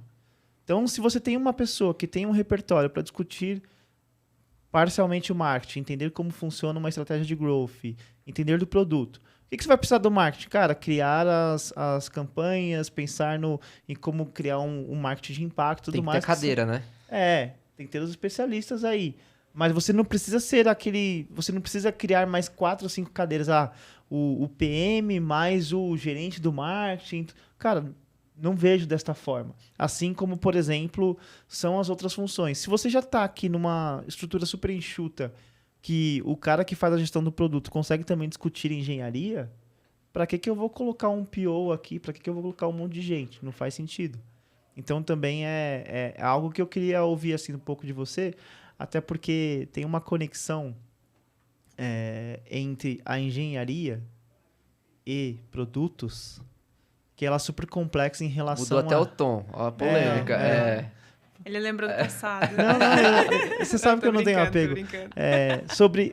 No final do dia, essa operação, ela é orquestrada de que forma, assim? Porque, de novo, a gente criou uma série de perfis, tem uma série de funções aí, mas no final do dia é para resolver problema. E a gente sabe que quem resolve problema é quem coloca a mão na massa ali. Seja automatizando alguma coisa, seja escrevendo as histórias, seja, enfim, colocando o código em produção, homologando e por aí vai. Como que você enxerga essa correlação? E aí a gente falou sobre o papel do marketing, o papel do produto, e agora explorando um pouco o papel da engenharia nessa conexão. Porque no final do dia é sobre resolver problemas. Como que você enxerga aí essa conexão? Tem que ser o PM também. O PM faz tudo, tô brincando. Depende Caramba, qual o tamanho da ferrou, né? empresa. Ferrou, né? Vou mandar o link aqui pro Caramba. meu parceiro Anderson. Falar, Anderson, esquece, cara. Tem que ser marketing, TI, produto, tudo. Isso. Assim, na cadeira de PO ali, eu trabalhei muito mais próximo de engenharia, mas eu também, na outra empresa, trabalhava de uma maneira muito similar, assim, né? Acabava ficando próximo e também atuando, fazendo um pouquinho de tudo, né? Na verdade.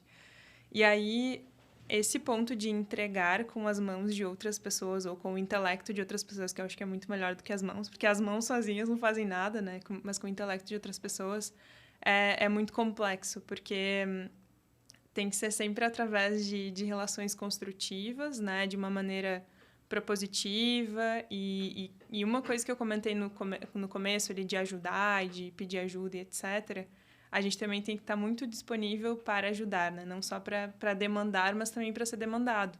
Então, acho que essa questão da disponibilidade na atuação ali como engenharia, ela é muito importante. E, óbvio, né?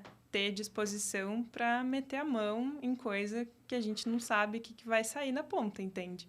Entender assim, olha, gente, isso aqui é uma coisa que ninguém conhece, não existe, ou ninguém entende bem como funciona e a gente vai ter que resolver, né?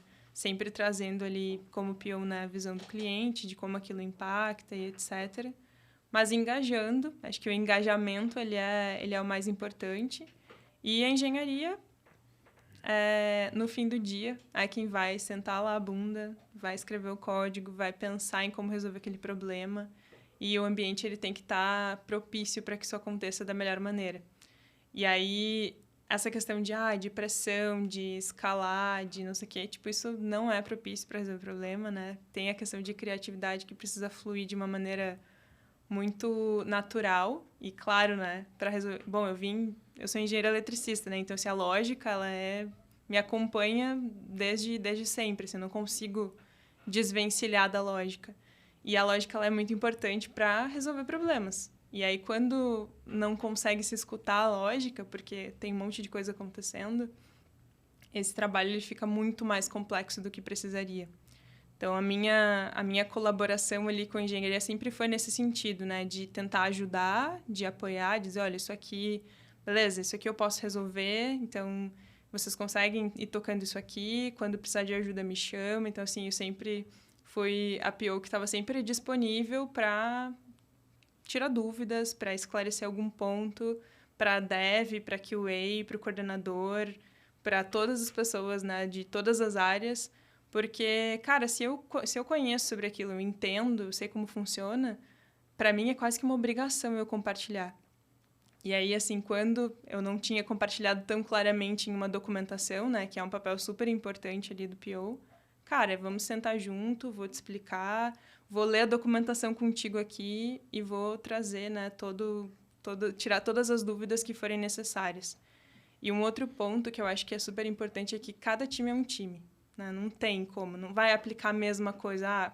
cada time é um time, sabe? Tem times que vão ser mais proativos, que vão questionar mais, que vão falar tudo que pensam, e daí a nossa ação ela é tipo de manter esse time engajado, mas de uma maneira que, beleza, olha só, tudo bem, entendo, mas a gente vai precisar resolver isso igual, sabe? A gente vai, quem sabe a gente faz assim, negociando sempre. A negociação é uma outra frente ali que é super relevante.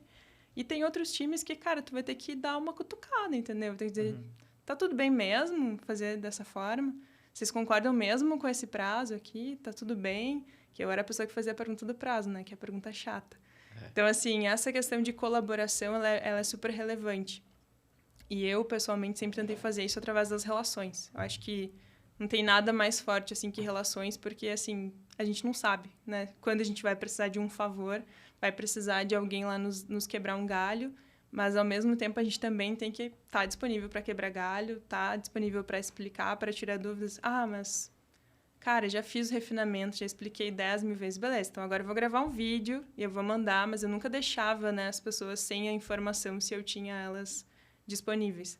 Falei um monte de coisas aqui soltas, mas acho que a mensagem é essa, assim, é colaboração, né, relacionamento ali, ela é super importante, e estar disponível tanto para o ponto positivo, para comemorar lá as vitórias e tal, quanto para os perrengues, né? Acho que nada melhor que um perrengue para construir uma boa relação. Sempre nessas horas, né? Coloca em Exato. xeque. Não, muito legal. Eu gosto bastante, né? Cara, em produtos digitais, a engenharia é a base de tudo, né? Então, eu acho que tem que ter as duas engrenagens tem que estar muito bem azeitada, não, com óleo ali, né? Tem que estar rodando super bem ali, né? Tem que estar engajada, né? Tem que estar, igual você falou, tem muita conexão, tem muita comunicação, muita troca, e tem que estar mesmo, né? Porque uma depende da outra e uma tá alinhada com a outra. E eu gosto muito, né, do PM ali junto com o Engineering Manager, né? Que também tá em alta hoje em dia, né? Que é o cara líder de TI. E eu acho que muitas vezes tem algumas discussões, né? Muitos PMs só querem, às vezes, né? PM ou PO, né? Trazer coisas novas, né? Poxa, funcionalidade, cara, o cliente tá querendo isso aqui, novo. Ah, o cliente tá reclamando isso daqui lá na central. Cara, vamos trazer isso aqui, essa nova funcionalidade, só coisas novas. Só que às vezes tem um ponto que, cara, a gente tá num produto digital, precisa pensar em escala, em pavimentar a pista para que o produto, cara, cresça até a gente perder de vista, né? Então, às vezes você precisa parar um pouco de criar coisas novas e, cara, e às vezes arrumar a casa, né? E às vezes isso acaba trazendo alguns atritos, né? Mas eu acho que tem que ter um pouco todo mundo tem que ser um pouco maleável, né? Cara, às vezes é pôr na mesa, discutir, levar e trazer o prós e contra de cada ação e, cara, e tomar a decisão de priorizar o que faz sentido para aquele momento da empresa. Mas é uma discussão que, cara, acontece. Eu vivi isso, inclusive num produto que eu trabalhei junto com a Fer.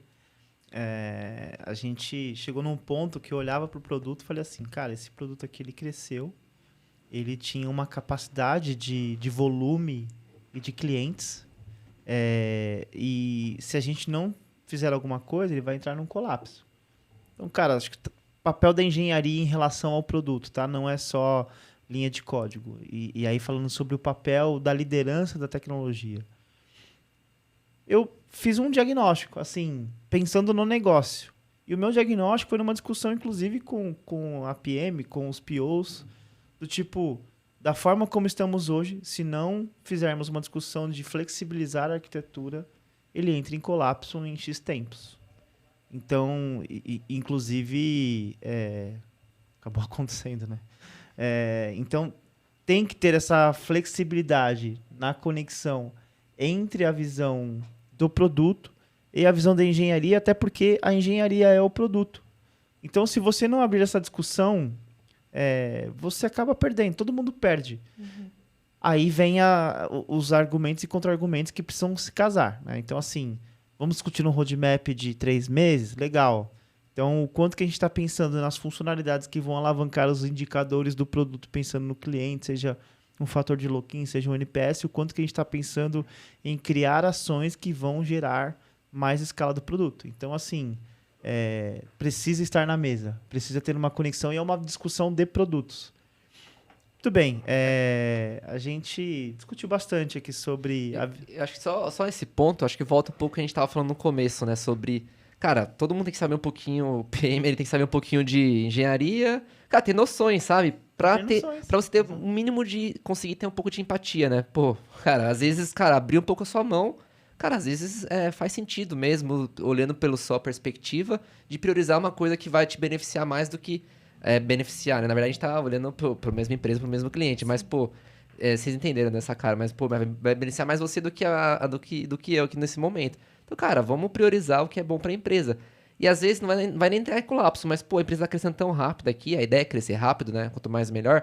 Mas, pô, se a gente arrumar isso aqui agora, vai sair mais em conta do que se a gente arrumar daqui 2 meses. Então, cara, pensando em um negócio, sai mais em conta, mais barato pra empresa arrumar agora. Então, vamos arrumar agora, pavimentar pra voar, né? Isso. E quando você escala um produto, tem um aspecto bem importante que é o seu legado.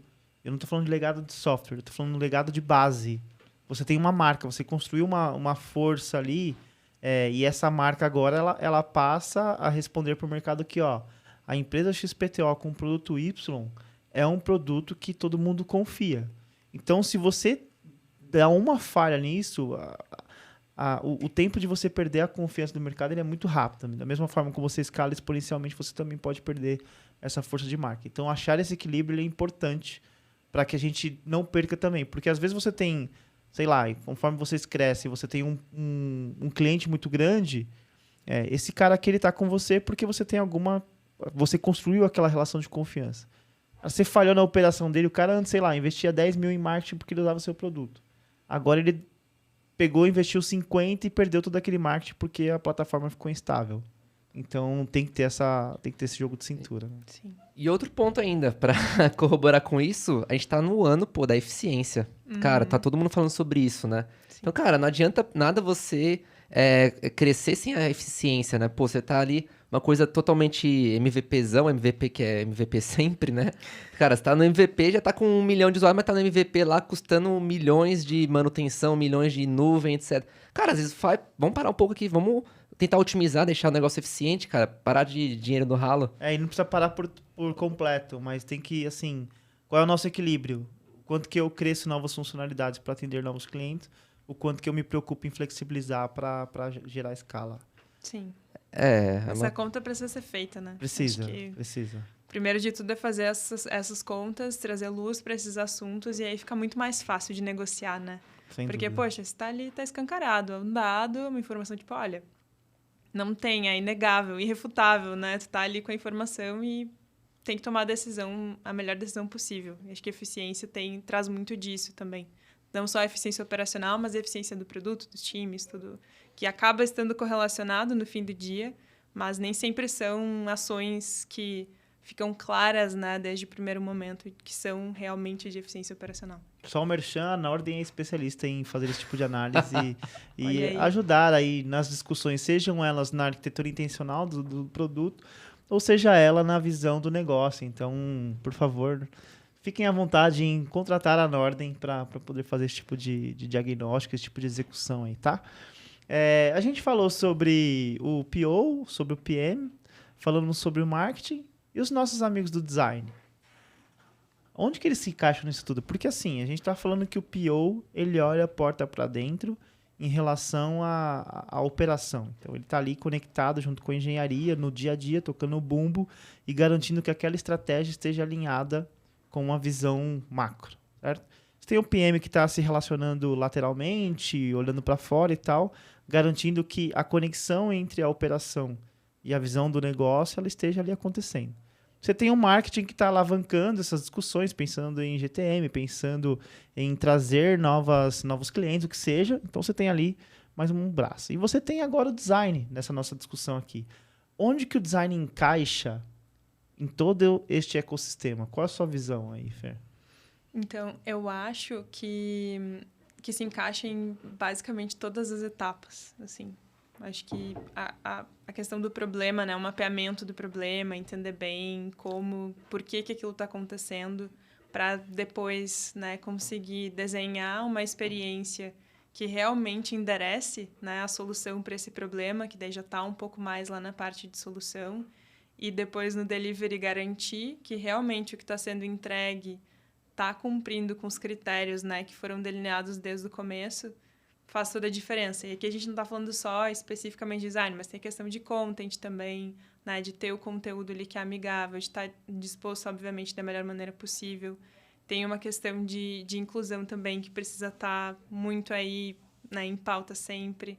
Então, acho que eles participam um pouco de todas as etapas, né? Não, talvez não tanto com o protagonismo que outras posições têm, mas eu acho que a participação deles é fundamental para cada um desses pontos, porque depois, cara, você entrega uma experiência quebrada, uma coisa que não faz sentido no fim das contas, que o cliente não consegue usar, e aí você já desenvolveu, você já botou dinheiro ali e tem que refazer. Então, acho que é muito importante ter desde o começo esse acompanhamento, inclusive falando de UX também, ter a parte de pesquisa, né, com os usuários, entender bem, fazer esse mapeamento de ponta a ponta. Né? Acho que o PD, ele faz, o APD, né, fazem esses trabalhos assim, de uma maneira bem pulverizada, mas com um impacto muito alto. Né? Caso a gente não consiga, não respeite todo esse processo, a conta ela é muito alta para a gente ter que refazer. Vai estar aula, hein? Falei, Renan. Vai estar aula.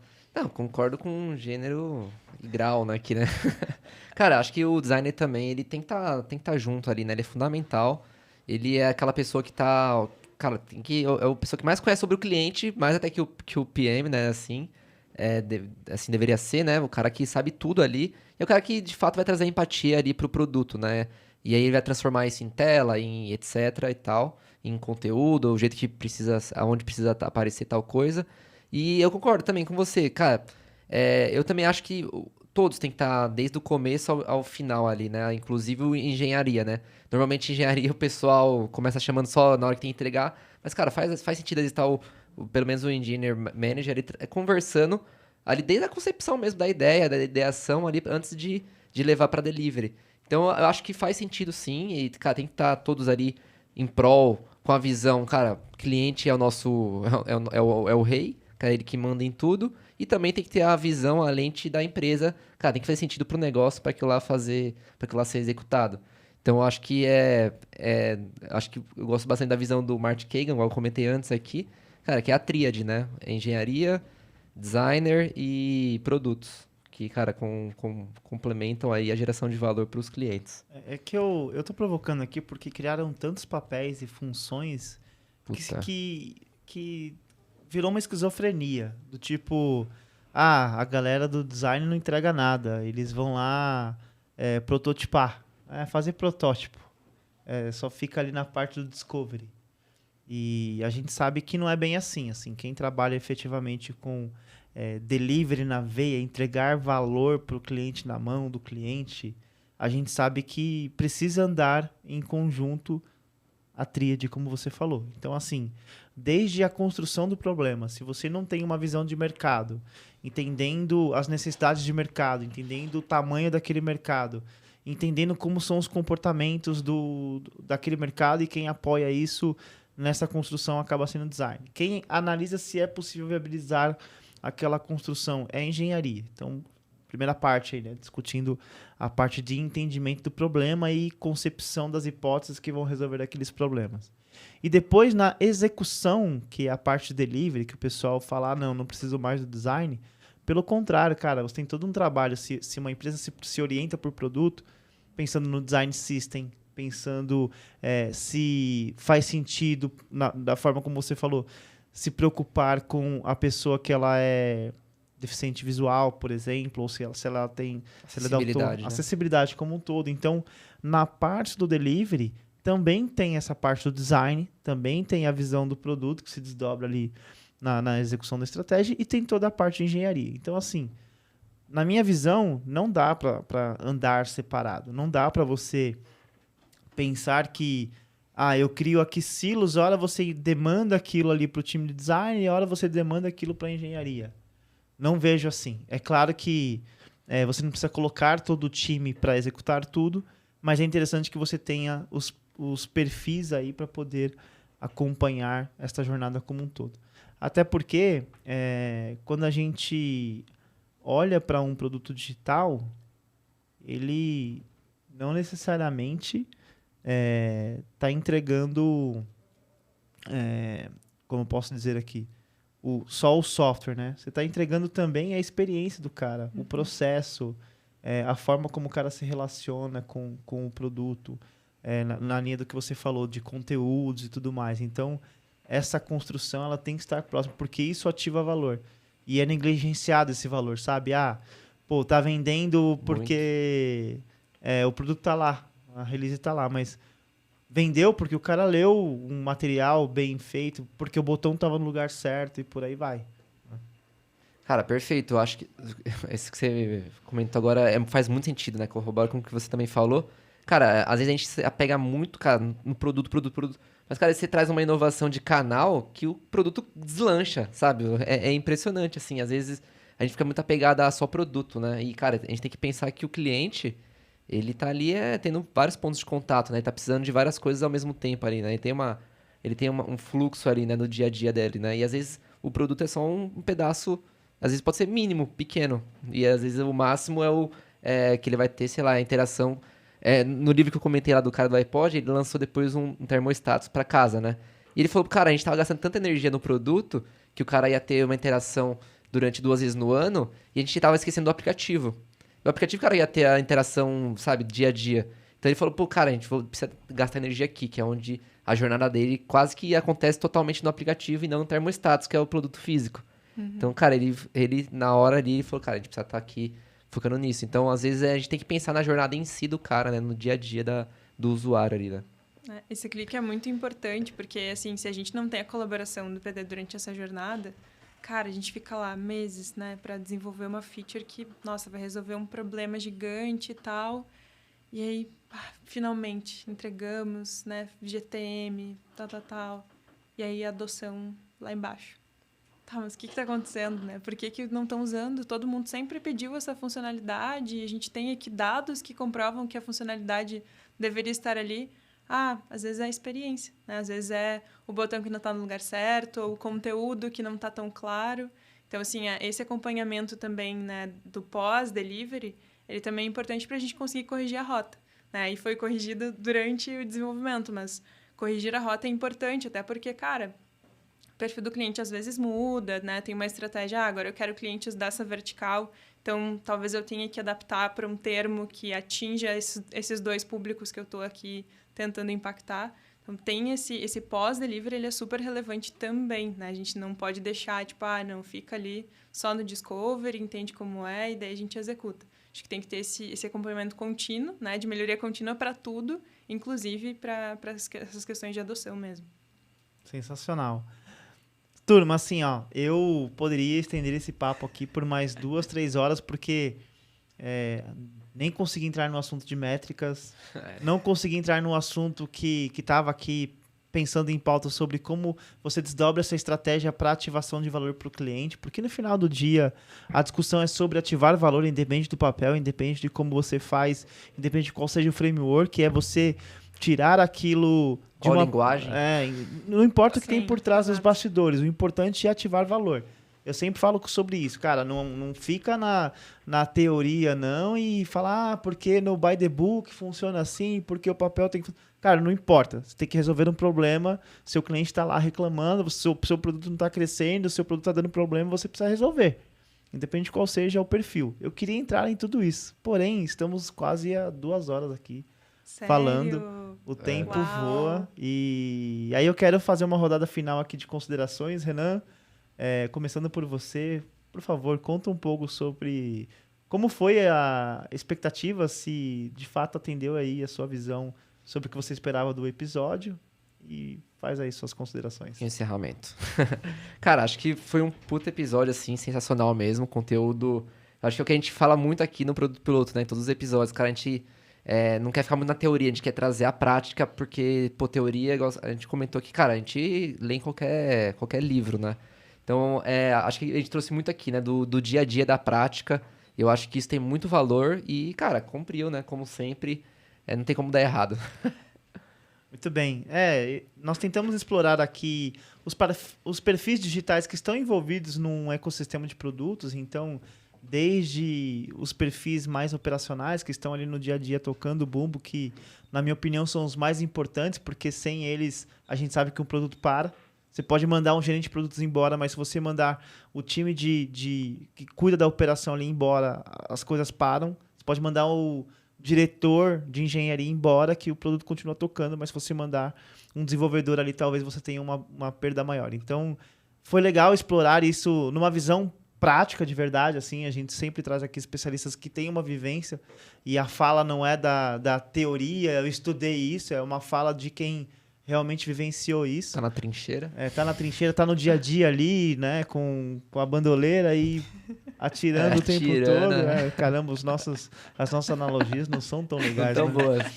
Enfim, mas para mim atendeu essas expectativas da gente discutir sobre os perfis, discutir sobre como funciona uma transição de carreira de uma pessoa que navegou pela engenharia, mas pensando numa engenharia mais em hardware, né? E, cara, sensacional. Fê, eu finalizo aqui agradecendo este papo contigo, assim, para mim, uma baita aula. Sempre um prazer ter a possibilidade de trocar experiências com pessoas que eu tenho uma admiração, que eu tenho muita afinidade. A gente sempre teve, desde o começo, muita afinidade de quando a gente trabalhou junto. E fique à vontade para agradecer, para fazer as suas considerações finais, enfim, mandar um beijo pro Thiago, que está aqui. Fique à vontade aí. Fazer a declaração. Isso, um beijo pra Xuxa. Isso.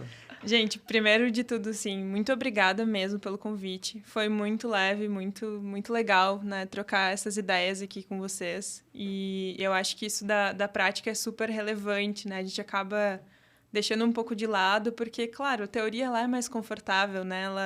Ela é mais palpável, ela não muda tanto de cenário, assim, como a prática. Então, eu fico muito feliz, né, desse reconhecimento de vocês, né, pelo convite e por a gente ter conseguido trocar aqui, né, num nível bacana sobre todos esses assuntos aí que a gente conversou. E queria aproveitar, mandar um abraço para a galera da Zenvia, né, para a Paty Rodelo, que é minha gestora maravilhosa. Mandar também para o Ricardo, né, que foi meu par aí durante um tempo, que foi muito massa também de trocar com ele. E só agradecer, de verdade mesmo, foi um prazerzão estar aqui. E desejo todo o sucesso do mundo aí para o podcast, para que vocês consigam disseminar cada vez mais esses conteúdos.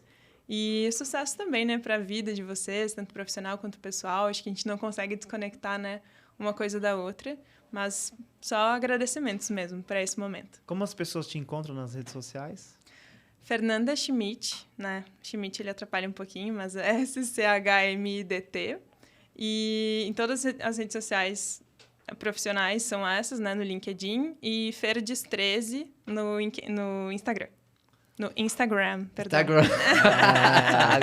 Agora sim. Pô, pessoal. Pô, eu queimei a largada também. Agora você tava falando, né, dos agradecimentos e tal. Cara, eu não fiz o recado da paródia, não lembrei do Zé, pô. O Zé tá assistindo a gente aí. Grande abraço pro Zé. Tá de férias. O pessoal, o Zé está de férias. Tá Zé curtindo aí. Tá aproveitando, saindo um pouco aí, né, do dia a dia pra dar uma relaxada. É isso aí, pô. Muito bem. Mais um MBA aqui, hein? Mais um MBA, mais uma aula super interessante. E, Renan, conta pra gente quem ajudou a viabilizar este episódio. Quem? A Nordem. A melhor consultoria do Brasil. Implanta tecnologias, implanta com eficiência, com qualidade. E é isso, Squad as a Services é com a Nordem. Um abraço, pessoal. Obrigado. Até mais. Valeu. Tchau, tchau.